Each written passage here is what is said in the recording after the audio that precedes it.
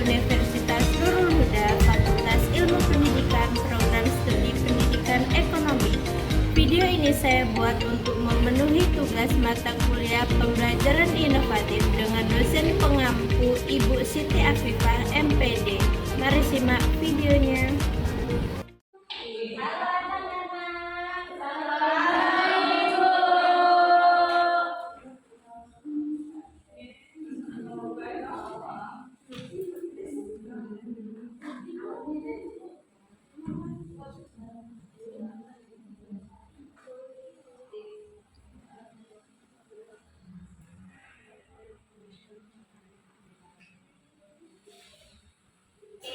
Sebelum Ibu mulai pembelajaran hari ini, Ibu abadi, Assalamualaikum warahmatullahi wabarakatuh. Waalaikumsalam warahmatullahi wabarakatuh. Selamat pagi anak-anak. Pagi, Bu. Apa kabar hari ini? Baik. Sebelum pembelajaran hari ini dimulai, alangkah baiknya kita berdoa terlebih dahulu agar pelajaran hari ini berjalan dengan lancar.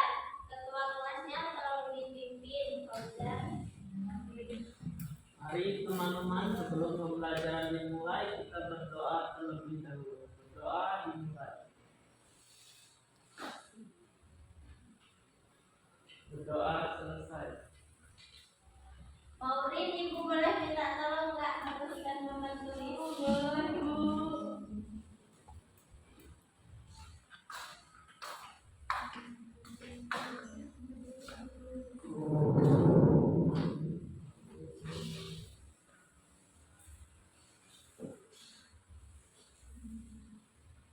Terima kasih, Maureen.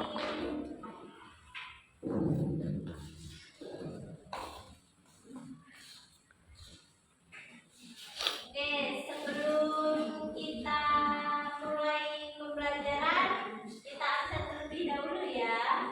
Baru. Hari ini siapa yang nggak masuk?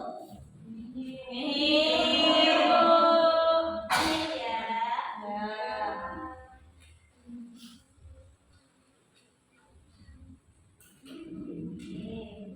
Sudah siap belajar semua belum anak-anak? Oke, di sini Ibu akan menjelaskan secara singkat materi kemarin ya. Kemarin kita belajar tentang sejarah kelahiran sosiologi. Nah, jadi sejarah kelahiran sosiologi itu adalah ilmu yang lahir akibat perubahan sosial yang sangat besar. Seperti revolusi industri dan revolusi Prancis pada abad ke-18 di Eropa. Revolusi industri mengubah masyarakat agraris menjadi masyarakat industri dan menimbulkan berbagai masalah sosial. Contohnya seperti pengangguran, kemiskinan, dan kesenjangan sosial. Nah, ada yang tahu nggak tokoh utama sosiologi itu siapa? Oke, di sini tokoh utama sosiologi adalah Auguste Comte atau yang sering disebut Bapak Sosiologi. Nah, sebelum itu Ibnu Khaldun telah mengkaji kehidupan masyarakat melalui karyanya yaitu Mukadimah. Nah, tokoh lain yang berperan dalam perkembangan sosiologi itu ada 4. Yang pertama yaitu Emil Durkheim. Emil Durkheim itu mengkaji teori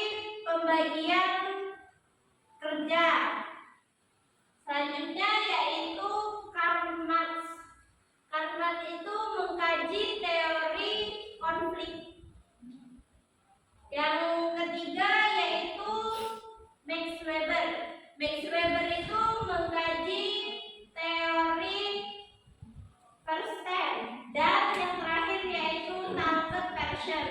Talcott Pearson itu mengkaji teori fungsionalisme struktural. Nah, di Indonesia sendiri sosiologi berkembang melalui pemikiran Bapak Ki Hajar Dewantara yang mengkaji teori keluarga dan pendidikan.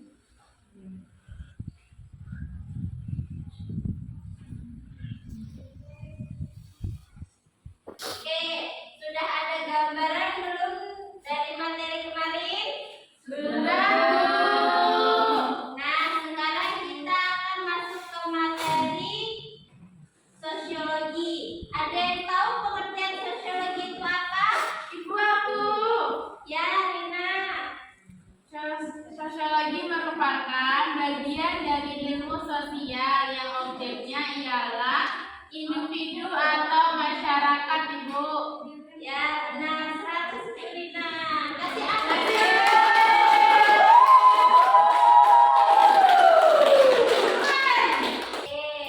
Sebentar ya, kita siapkan materi terlebih dahulu.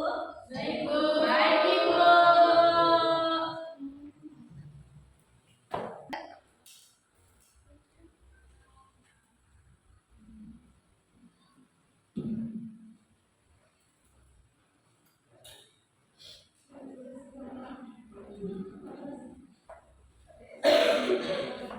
Oke, jadi materi hari ini yaitu mengenal sosiologi. Oke, di sini ada pengertian sosiologi. Sosiologi merupakan bagian dari ilmu sosial yang objeknya ialah individu dan masyarakat. Ilmu ini hadir dari rasa ingin tahu para ilmuwan yang dikembangkan melalui penelitian sehingga melahirkan berbagai teori. Nah, manfaat dari teori ini ialah menjelaskan berbagai gejala sosial manusia dan masyarakat.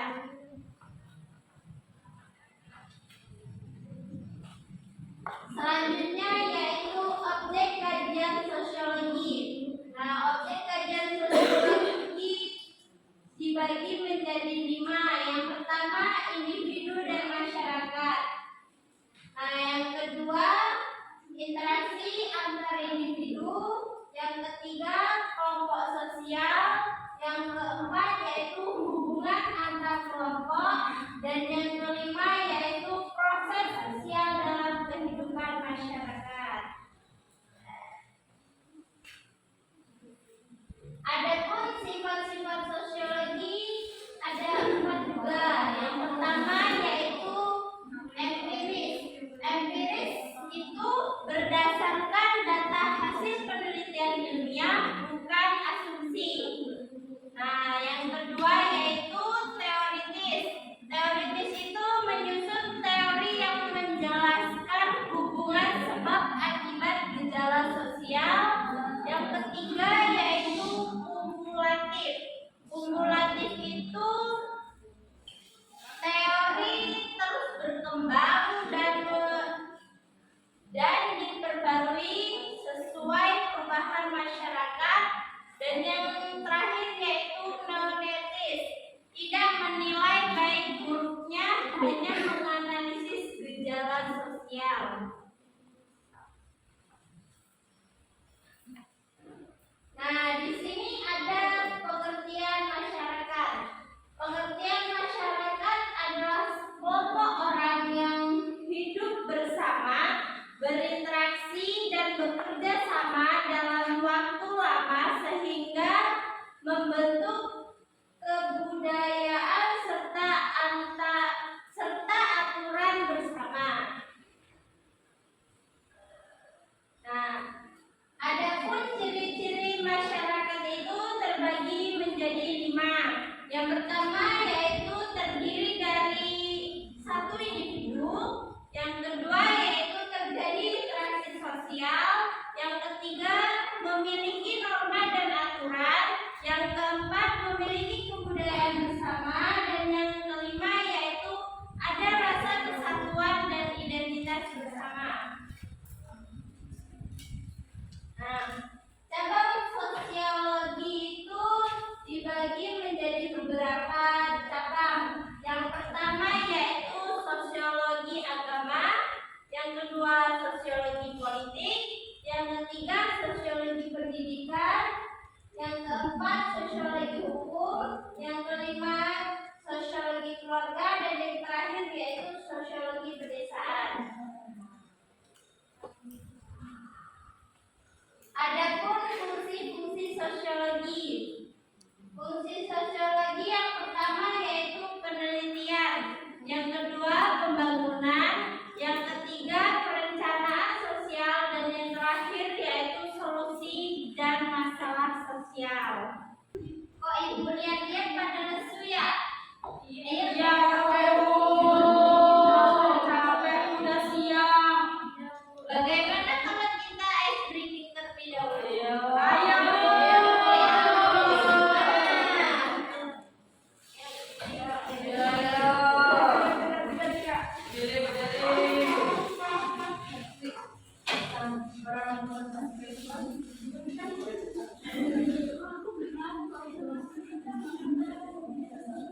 Maju, maju.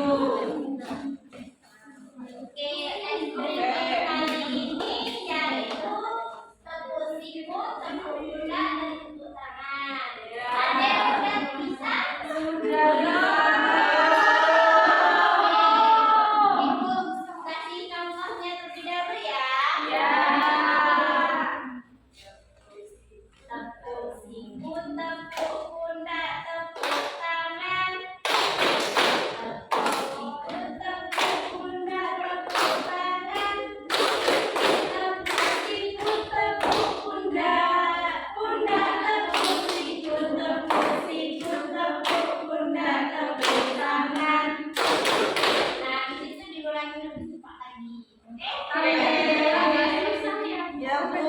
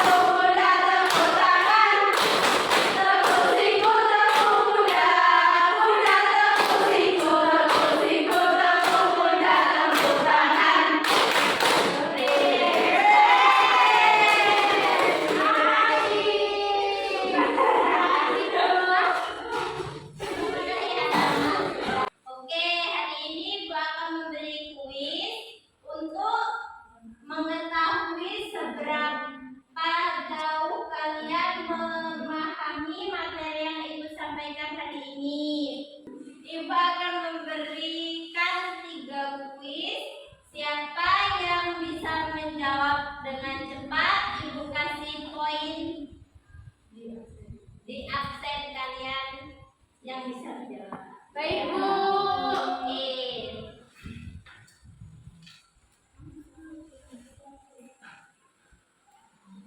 Pertanyaan ya.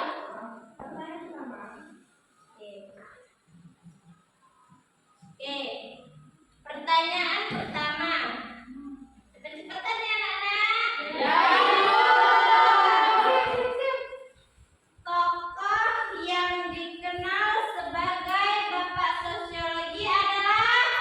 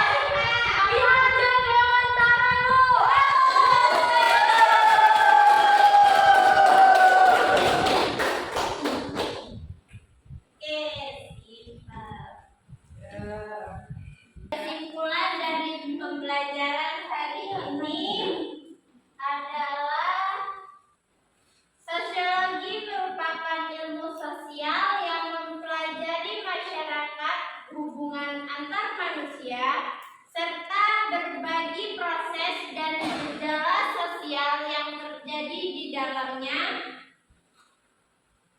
Oleh karena itu, individu, kelompok sosial, dan masyarakat menjadi objek kajian utama sosiologi. Oke, untuk anak-anak ada yang sudah paham belum materi hari ini? Sudah, Bu. Silahkan pelajari lagi di rumah tentang materi hari ini agar kalian tidak lupa seperti pertemuan yang kemarin. Oke? Siap Ya, Bu. Oke, Bu. Oke, di sini Ibu punya kata-kata motivasi nih buat kalian. Apa itu, Bu?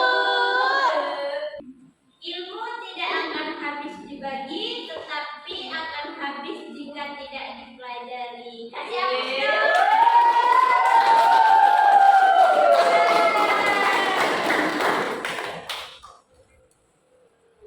Oke, untuk mengakhiri pembelajaran pada pagi hari ini, alangkah baiknya kita berdoa terlebih dahulu. Pak Ujan minta tolong untuk dipimpin doanya. Mari teman-teman sebelum kita pulang